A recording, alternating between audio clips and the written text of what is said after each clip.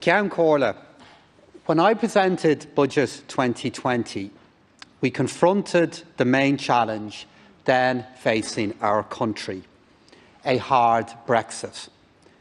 This year, while we continue to prepare for Brexit, we are now responding to the worst global pandemic in a century.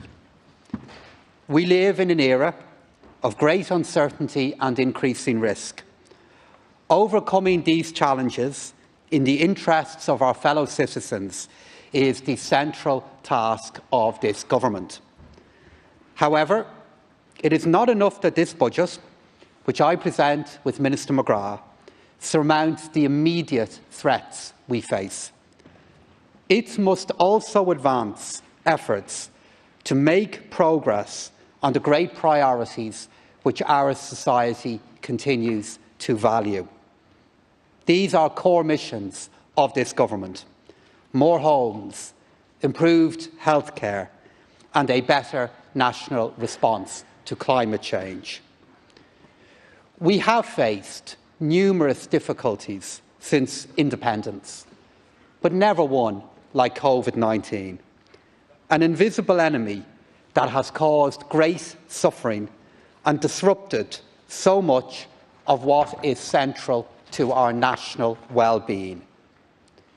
Equally, we meet this enemy with greater determination, resolve and resources than ever before in our history.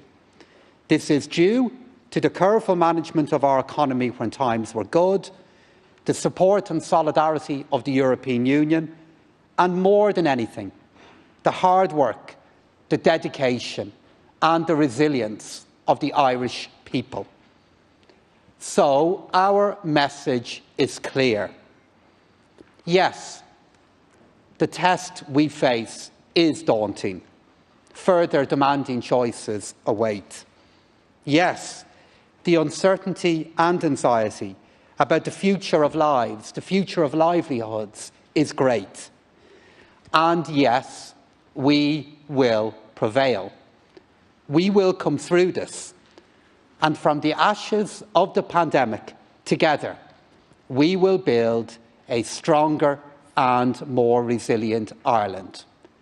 Budget 2021 is a bridge to that future. Our determination to act is demonstrated by actions taken. The government has responded swiftly and assertively during 2020. We were able to respond effectively because we had the ability to do so, because of recent budgets. As a result of last year's budget, we entered 2020 with a surplus of €1.3 billion and a rainy day fund worth €1.5 billion.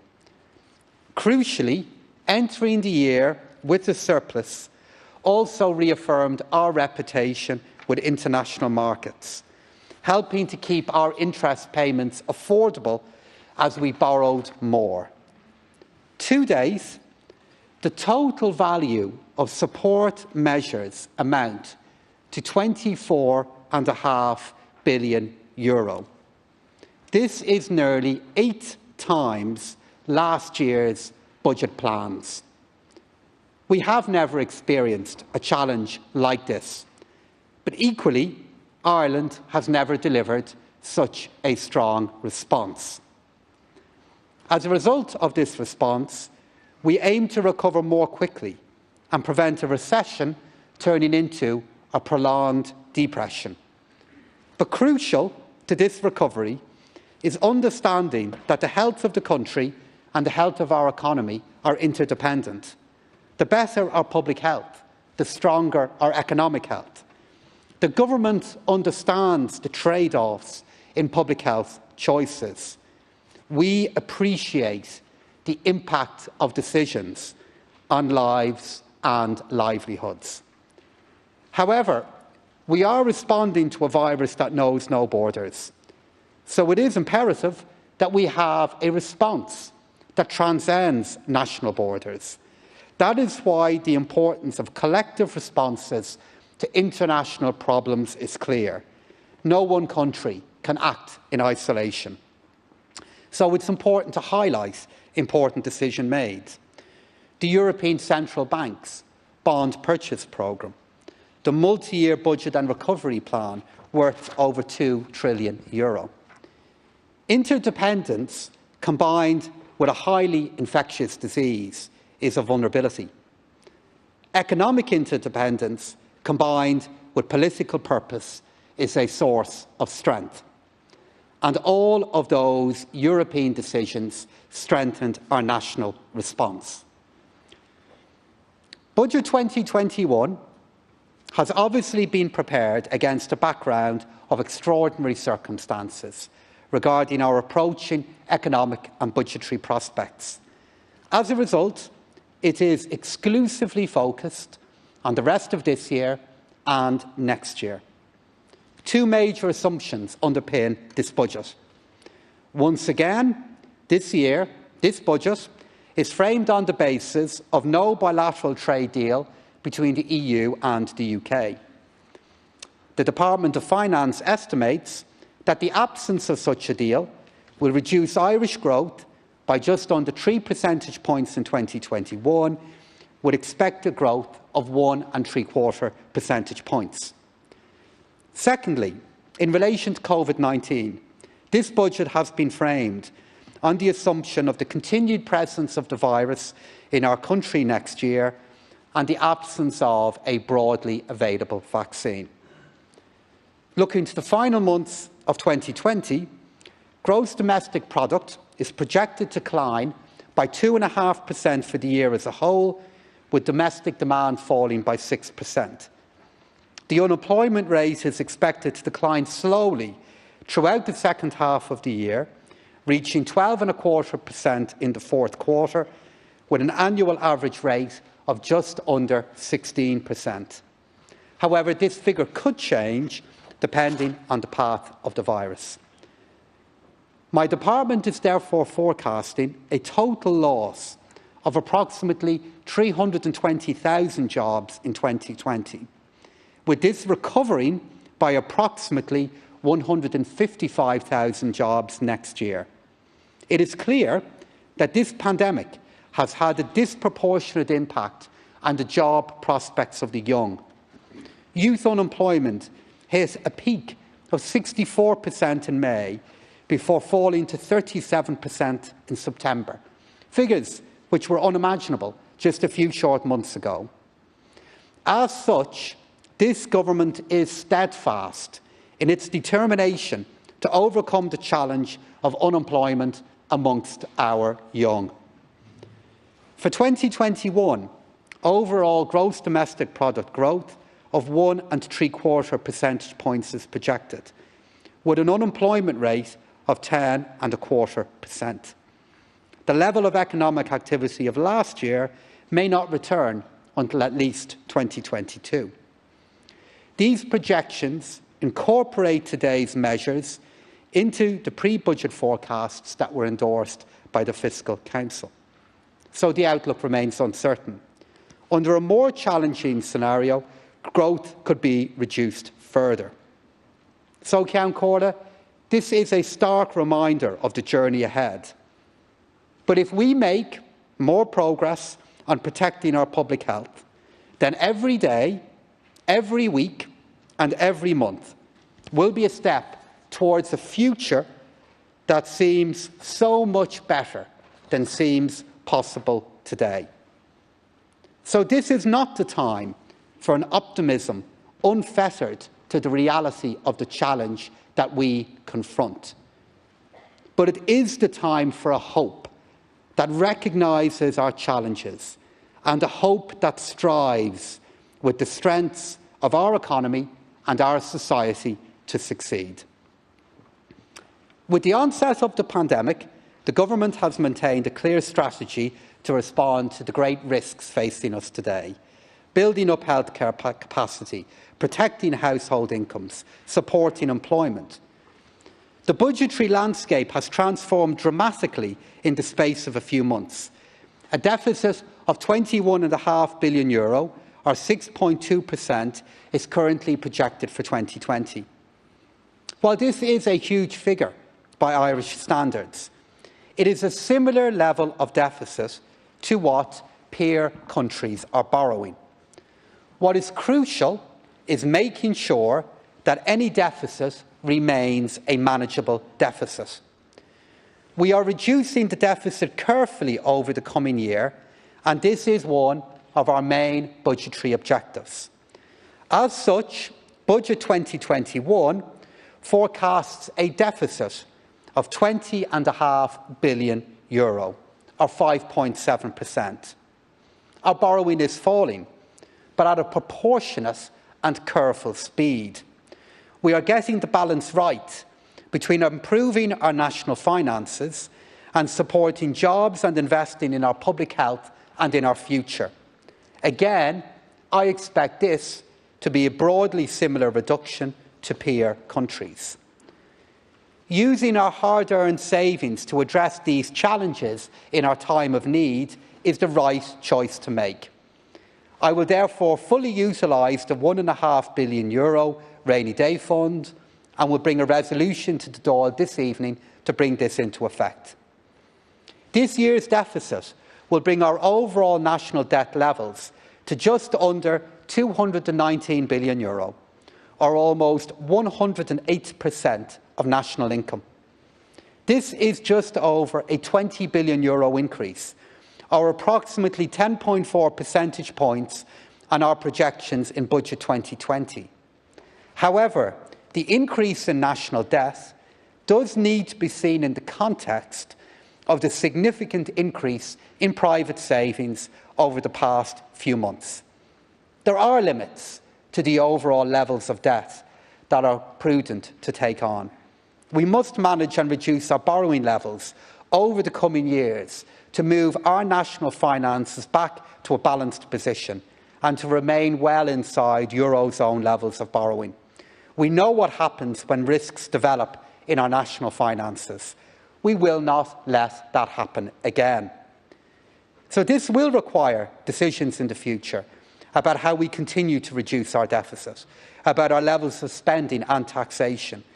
This is because the health of our national finances before this crisis was an essential ingredient in what we can do now. The single most important step in that journey will be investing to bring our country back to work and to regain our public health. The key to reducing our deficit and managing our debt will be through building employment. My department will therefore publish an updated medium-term budgetary strategy as part of our Stability Programme update next year.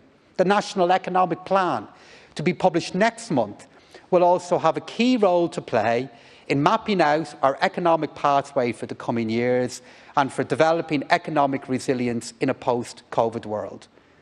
The plan will also progress the programme for government commitment to develop wellbeing indicators. A paper setting out options in this regard is being published by my department today. In addition, my department is also publishing an analysis of Budget 2021, which provides clear evidence of its progressive nature and how it protects the most vulnerable in our society. There remains, however, a high level of uncertainty regarding the scale of our deficit for this year, even at this stage. This is because of the possibility of more stringent containment measures being implemented in the final quarter of the year and the associated budgetary costs.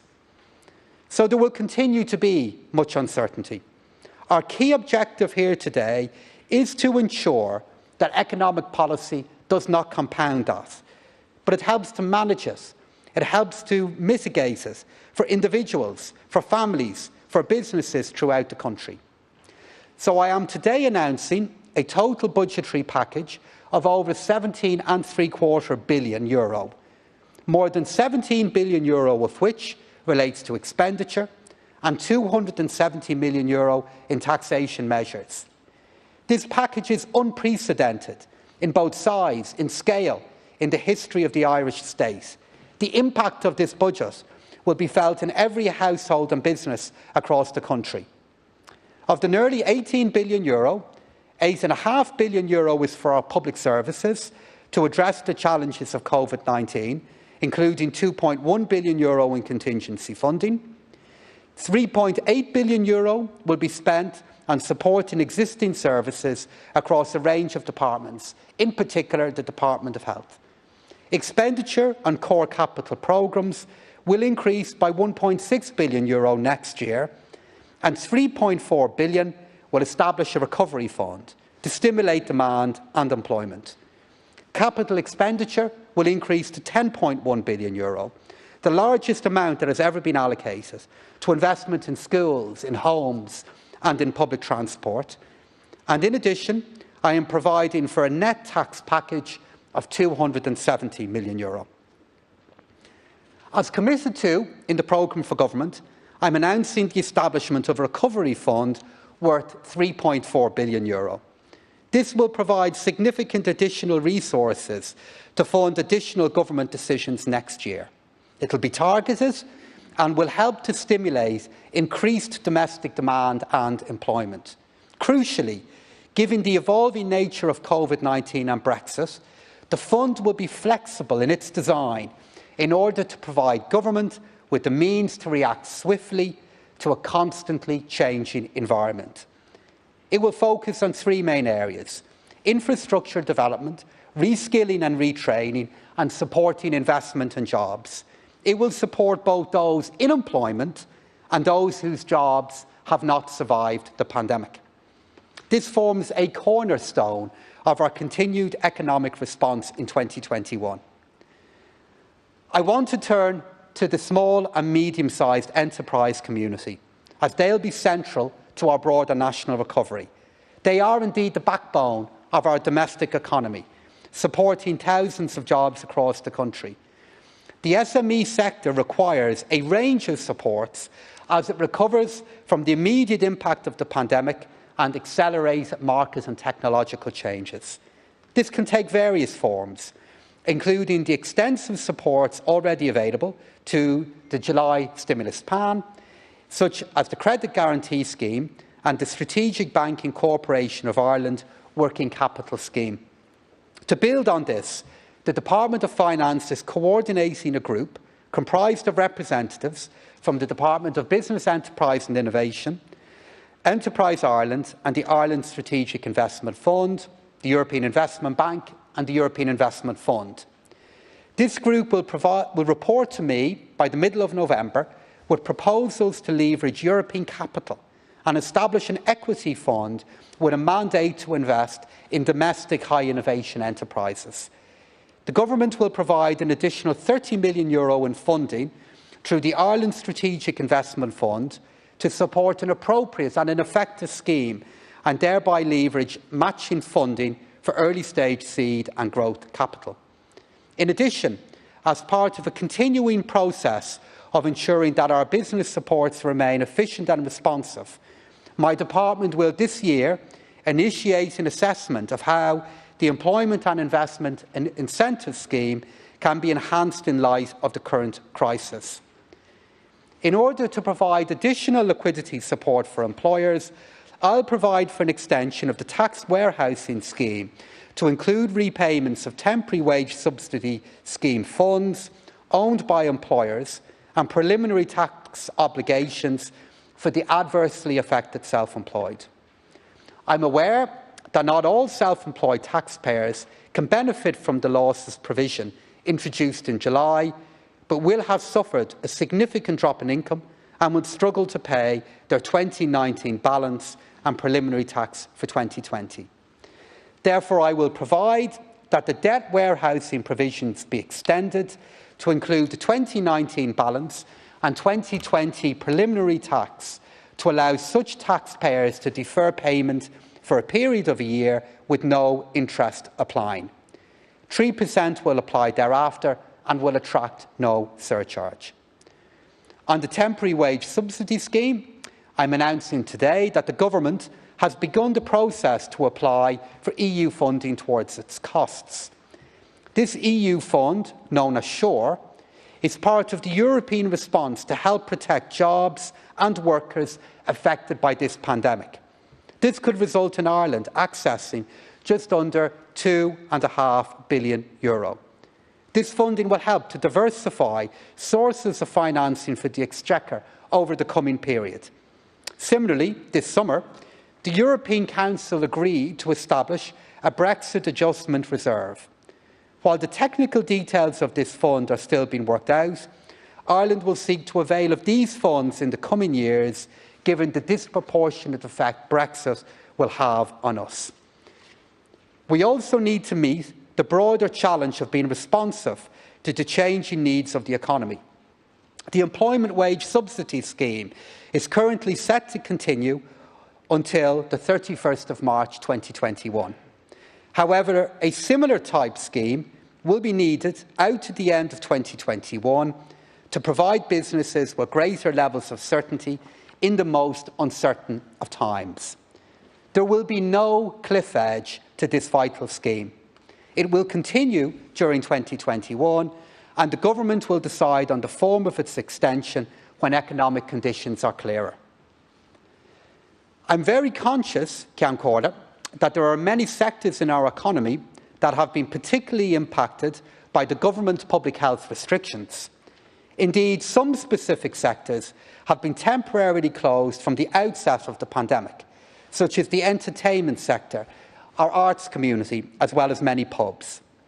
So today I'm announcing a new scheme to provide targeted support for those businesses. The scheme is designed to assist those businesses whose trade has been significantly impacted or temporarily closed as a result of the restrictions as set out in the Government's Living with COVID-19 plan. The scheme will generally operate when Level 3 or higher is in place and will cease when restrictions are lifted. The sectors impacted by the current Level 3 nationwide restrictions are accommodation, food and arts, recreation and entertainment. If the Government decides to move to a higher level of restriction, then other sectors may qualify. For these businesses, the Government will make a payment based on their 2019 average weekly turnover to provide support at such a difficult time.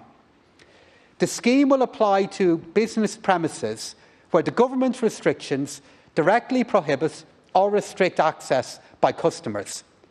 Qualifying businesses can apply to the Revenue Commissioner for a cash payment in respect of an advance credit for trading expenses for the period of the restrictions. It will be effective from today, Budget Day, until the 31st of March of next year, and the first payments will be made to affected businesses by the middle of November. Payments will be calculated on the basis of 10% of the first €1 million in turnover and 5% thereafter, based on average VAT exclusive turnover for 2019. It will be subject to a maximum weekly payment of €5,000. Once the scheme is operational and the county or region is subject to government restrictions of Level 3 or above, qualifying businesses can claim in week 1, and valid claims will be repaid for the entire period of the restrictions within 2 to 3 working days. Payments will automatically cease at the end of the COVID restriction period. If restrictions are extended, a subsequent claim can be made. It will operate on a self-assessment basis, and qualification will require a business to demonstrate that their turnover has been severely impacted. That is, it may not exceed 20% of the turnover for the corresponding period in 2019. In relation to VAT, as part of the July stimulus, I announced a reduction in the standard rate of VAT from 23% to 21% for the period the 1st of September 2020 to the 28th of February 2021. This was designed to provide assistance to a wide range of economic activities and as such benefited a broad range of businesses and traders. Today, in recognition of the unprecedented challenges facing particular and really important sectors of our economy, I am announcing a reduced VAT rate for the hospitality and tourism sector from 13.5% to 9%, with effect from the 1st of November of this year. I've chosen to introduce this at the earliest possible moment to allow those businesses that are currently open to benefit. I am putting this reduced rate in place until December 2021 in order to provide significant additional support to businesses next year. I'm extending the Knowledge Development Box relief for a further 2 years until the end of December 2022. This is an OECD-compliant intellectual property regime that supports businesses in retaining and exploiting assets that have resulted from R&D activities in Ireland.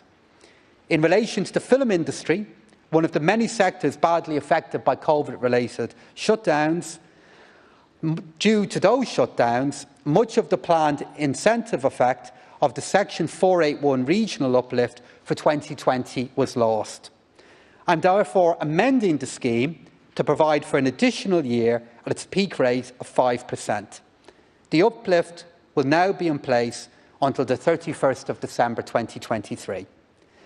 I'm also announcing my intention to commence work on the development of a tax credit for the digital gaming sector, with a view to supporting qualifying activity from January 2022 onwards.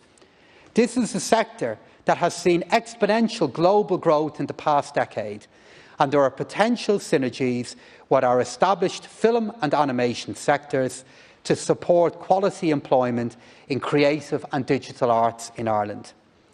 In view of the importance of energy efficiency at both domestic and international levels, and following a review of the scheme, I'm extending the Accelerated Capital Allowances scheme for energy-efficient equipment for a further 3 years. In addition, the energy-efficient criteria for the scheme will be reassessed over the coming year to ensure that categories of equipment availing of the scheme remain appropriate and reflect the most up-to-date efficiency standards. As was announced in the programme for government, I'm not making any broad changes to income tax credits or bans at this time. Our resources must be focused on saving jobs and on protecting our health. I will make some specific changes. In order to ensure that the salary of a full-time worker on the minimum wage will remain outside the top rate of USC, the ceiling of the second USC rate band will be increased from €20,484 to €20,687, a move which will give a modest benefit to workers whose income is above that amount. Another related change is the weekly threshold for the higher rate of employers' PRSI from €394 to €398 to ensure there is no incentive to reduce working hours for a full-time minimum wage worker. For the self-employed, I will fully implement a programme for government commitment to equalise the earned income credit with the PAYE credit by raising it by €150 to €1,650. To support families with caring responsibilities, I'm announcing an increase in the dependent relative tax credit from €70 to €245. Working from home, or remote working, has been an essential part of our response to the pandemic. The programme for government includes a commitment to develop a strategy for remote working and remote service delivery. An interdepartmental group has already set to work on this. Without wishing to preempt the results of this group, may I take the opportunity to highlight what is in place on remote working. In cases where the employer makes payments towards the expenses of working from home, up to €3.20 per day may be paid to employees without a benefit in kind arising. Where the employer doesn't make a contribution, the worker may claim a tax deduction for utility expenses such as heat and light. And new from 2020, the Revenue Commissioner have now confirmed that this may include the cost of broadband. Details will be set out in the revenue guidance. And finally, claims may also be made for any other vouched expenses incurred wholly, exclusively and necessarily in the performance of the duties of their employment. Turning to one of the longer-term priorities mentioned at the outset of this speech, housing. On Help to Buy, I am extending the July stimulus additional measures, the lower of 10% of the value of the property, or €30,000 to the end of next year. I introduced the stamp duty residential development refund scheme in 2017. It provided for a refund of a portion of stamp duty paid on the acquisition of non-residential land, where that land is subsequently developed for residential purposes. The scheme is due to currently expire at the end of next year. However, due to the impact on the sector of COVID-19 and also to certain issues that were brought to my attention since its introduction, I propose to make a number of changes to it this year. These will see us extended to operations commenced by the 31st of December 2022 and the time allowed between commencement and the completion of a qualifying project being extended by 6 months to 2.5 years. One of the most important priorities for this government is undoubtedly climate change. Last week, the government published the draft text of the Climate Action and Low Carbon Development Amendment Bill of 2020. It set the country on course to become climate neutral by 2050 to establish climate targets in law. In line with the programme for government commitment, carbon tax will be increased by €7.50 from €26 to €33.50 per tonne of CO2. This increase will be applied to auto fuels from tonight and all other fuels from the 1st of May next year. This increase is another important step in our collective efforts to decarbonise our economy. Measures which help to reduce our emission levels also help to improve air quality and public health. The additional revenue raised will be used to meet the goals set out in the programme for government, which Minister McGrath will outline in more detail. Legislation will be provided in the Finance Bill to increase the tax each year by €7.50 up to 2029 and by €6.50 in 2030 to achieve €100 per tonne. At the outset, it must also be acknowledged that the current New Europe driving cycle system has been utterly discredited in terms of undervaluing the emission output of motor vehicles. Our CO2-based VRT and motor tax regimes were taxing cars based on artificially deflated CO2 emission levels.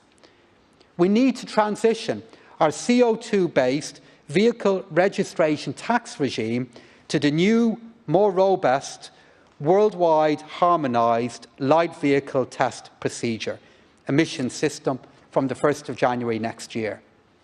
The regime will be based on emissions performance levels which are more and much closer to real-world performance levels than is currently the case.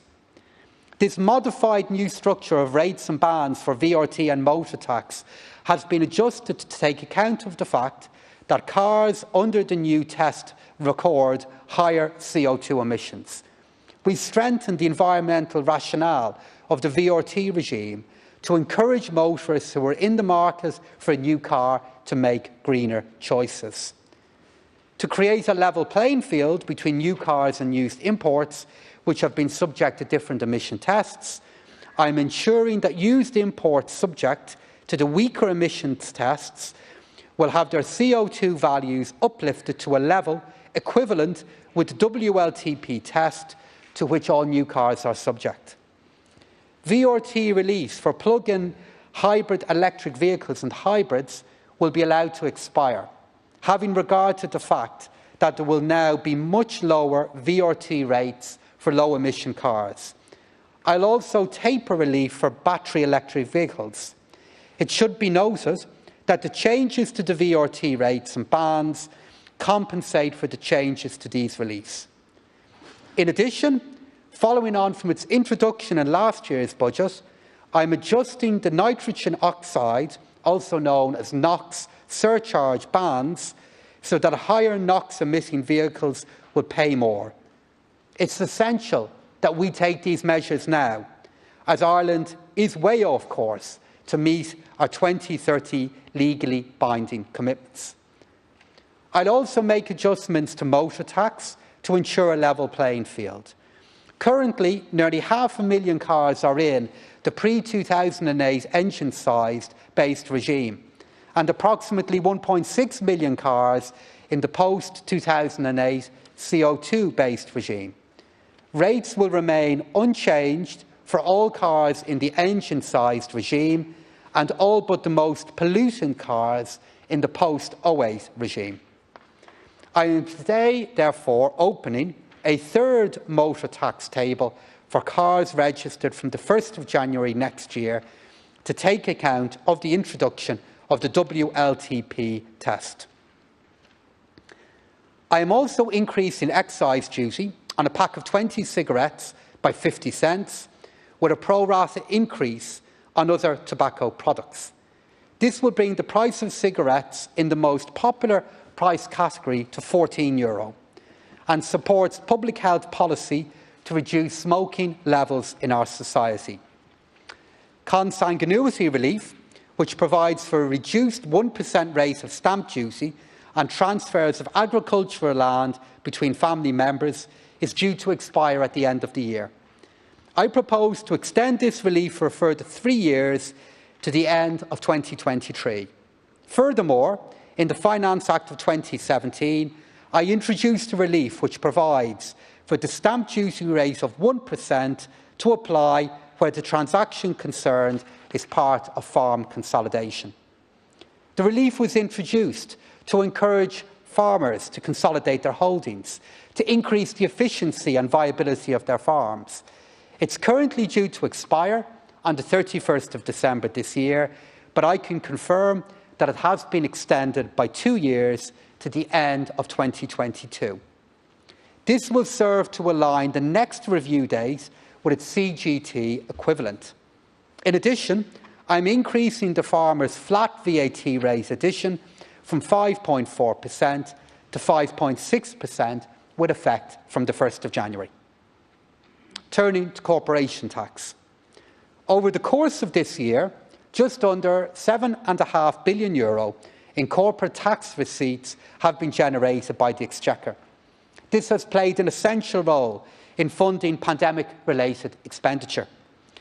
This reinforces the benefits to our wider economy of our long-standing commitment to a stable and transparent corporate tax regime, and I want to take this opportunity to again reaffirm our commitment to the 12.5% rate.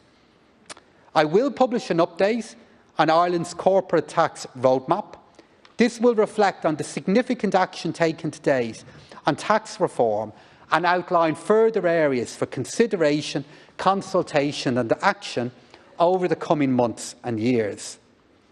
The update on the roadmap will also consider further the reports published by the OECD BEPS Inclusive Framework just yesterday and its work to address the tax challenges of digitalisation. Further work is needed at international level. What is certain, however, is that change is inevitable. Agreement at the OECD level would present challenges for Ireland, as changes to the international tax framework would see a reduction in the level of profits taxable here.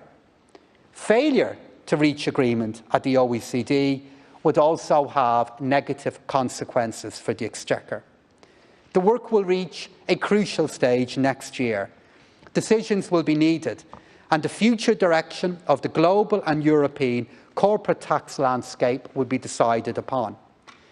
In this context, to ensure that our tax regime for intellectual property is fully consistent with international best practice, I'm amending the legislation to provide that all intangible assets acquired after today will be fully within the scope of balancing charge rules. I'll be moving a financial resolution to allow this change to take immediate effect. While the new rules are not expected to result in significant additional tax revenue, given the current profile of claims, they will ensure that our tax regime for intellectual property, together with the broader corporate tax regime, remains competitive, legitimate and sustainable. As part of our commitment to international tax reform, we have been transposing the EU Anti-Tax Avoidance Directive, or ATAD, since Budget 2019 and will continue to do so next year with the introduction of interest limitation and anti-reverse hybrid rules. I'll be making a technical amendment this year to our ATAD-compliant exit tax rules to clarify the operation of interest on instalment payments. The clarification will be introduced with effect from tonight by way of financial resolution. Finally, looking to the future financial sustainability of the Exchequer, the programme for government committed to the establishment of a Commission on Welfare and Taxation. It will independently consider how best the tax system can support economic activity, can promote increased employment and prosperity, while ensuring that there are sufficient resources available to meet the costs of public services and supports in the medium and longer term. This will be essential for putting the public finances on a sustainable basis over the coming years. The Commission will have a particular regard to the impact of the COVID-19 pandemic, as well as long-term developments such as ageing demographics, the move to a low-carbon economy and the rise of digital disruption and automation. It will review all existing tax measures and expenditures and have regard to such practices in other similar-sized open economies in the OECD. Over the coming weeks, I'll bring forward further details on the membership of the Commission, its resources and terms of reference. In relation to capital gains tax entrepreneur relief, I'm amending the ordinary shareholding requirement so that an individual who has owned at least 5% of the schemes of the shares for a continuous period of any 3 years qualifies for this relief. Previously, a person had to own at least 5% for a continuous period of 3 years in the 5 years immediately prior to the disposal. This introduces a greater ability for a person to expand their businesses without worrying about losing this relief.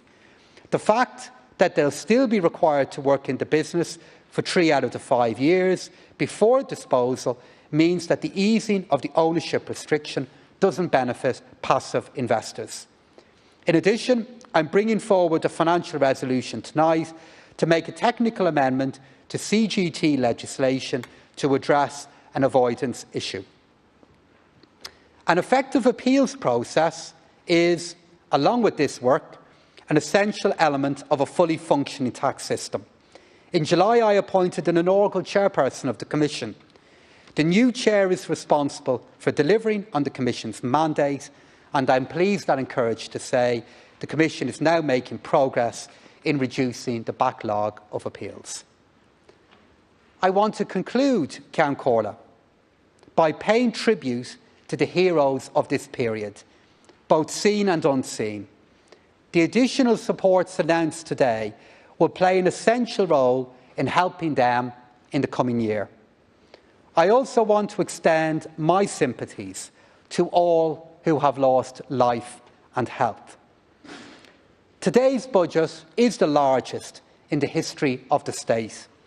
This is, without question, the appropriate response, and the government remains steadfast in our determination to provide as much economic certainty as possible to allow homes and businesses to plan for the future.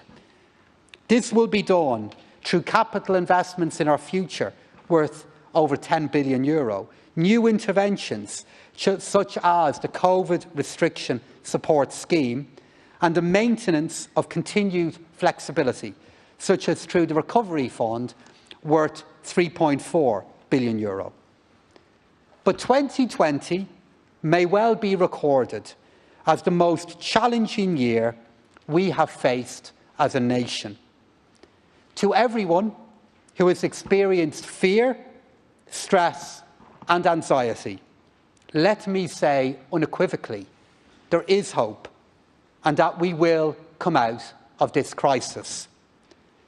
As Seamus Heaney once said, if we winter this out, we can summer anywhere. So, as the evenings shorten and the leaves change colour, we recommit ourselves to the road ahead. I can't say for certain how long the journey will take, But I can say that we all have roles to play, collectively, as individuals, for the benefit of ourselves, each other and our country. The government will do our part, and we as citizens, both young and old, now need to continue to do our best to combat and then defeat this common enemy, this disease. The stronger our response, the sooner we will complete this journey. With this, I commend this budget to the House.